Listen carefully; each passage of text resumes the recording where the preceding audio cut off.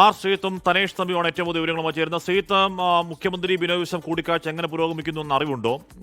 എങ്ങനെ പുരോഗമിച്ചാലും ഇതിൽ CPI ചോദിക്കുന്ന രണ്ട് ചോദ്യങ്ങൾ, ഒന്ന് ഈ പറയുന്ന CPI ഇരട്ടത്ത് നിർത്തി, രണ്ടാമത്തെ കാര്യം ആ PMC പദ്ധതിയിൽ NEP-യിലെ ഗുരുതരമായ രാഷ്ട്രീയ നയപ്രശ്നം.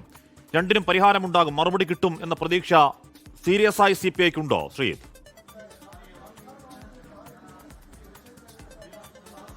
ഹാഷ്മിയും മുഖ്യമന്ത്രി പിണറായി വിജയനും CPI സംസ്ഥാന സെക്രട്ടറി ബിനോയ് വിശ്വവുമായുള്ള കൂടിക്കാഴ്ച ആരംഭിച്ചിട്ട് ഇപ്പോൾ അരമണിക്കൂറാകുന്നു.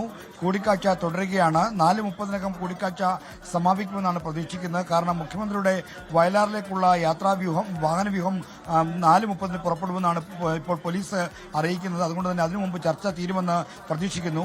ഈ ചർച്ചയുടെ പുരോഗതി എങ്ങനെയാണെന്ന കാര്യം നമുക്ക് രണ്ടിലൊരാൾ പുറത്തു വന്ന ശേഷം മാത്രമേ അറിയാൻ കഴിയൂ.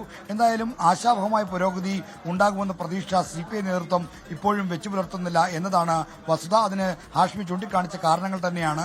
ഒന്ന്, CPI ഉന്നയിക്കുന്ന പ്രധാന ആവശ്യം PMC പദ്ധതിയുടെ ധാരണാപത്രത്തിൽ നിന്ന് പിന്നോട്ട് പോകണം, അതിൽ നിന്ന് പിന്മാറണം എന്നതാണ്. അതിന് CPI മുഖ്യമന്ത്രി ഒരുക്കമാണോ എന്നത് ആണ് അറിയാനുള്ളത്. എന്നാൽ ഇതുവരെയും വരുന്ന സൂചന അനുസരിച്ച് CPI മുഖ്യമന്ത്രിയുമൊന്നും ഈ ധാരണാപത്രത്തിൽ ഒപ്പിട്ട നടപടിയിൽ നിന്ന് പിന്മാറാൻ തയ്യാറല്ല എന്നുള്ളതാണ്.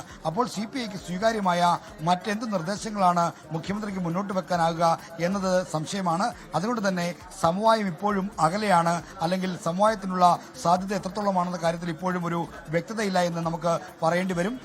CPIയുടെ ഏറ്റവും പ്രധാനപ്പെട്ട പ്രശ്നം, കാതലായ വിഷയമെന്ന് പറയുന്നത് മുന്നണിയുടെ ഇടതുപക്ഷ പാർട്ടികളുടെ അടിസ്ഥാന രാഷ്ട്രീയ നയങ്ങളിൽ വ്യതിചലിച്ചുകൊണ്ട് PMC പദ്ധതിയിൽ ഒപ്പിടാനെടുത്ത തീരുമാനമാണ്.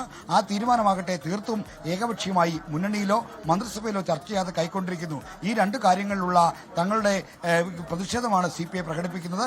ഇപ്പോഴത്തെ സ്ഥിതി അനുസരിച്ച് CPI വിട്ടുവീഴ്ച ചെയ്യാനുള്ള ഒരു സാധ്യതയുമില്ല. അവർ മന്ത്രിസഭാ യോഗത്തിൽ നിന്ന് വിട്ടുനിൽക്കാനുള്ള തീരുമാനം ആദ്യപടിയായി എടുക്കും. അതിനുശേഷം മറ്റു കാര്യങ്ങൾ ആലോചിക്കാം എന്നാണ്. മുഖ്യമന്ത്രിയുമായുള്ള ചർച്ചയ്ക്ക് ശേഷം CPIയുടെ സംസ്ഥാന സെക്രട്ടേറിയറ്റ് ഈ ഗസ്റ്റ് ഹൌസിൽ വെച്ച് തന്നെ ചേരുന്നുണ്ട്.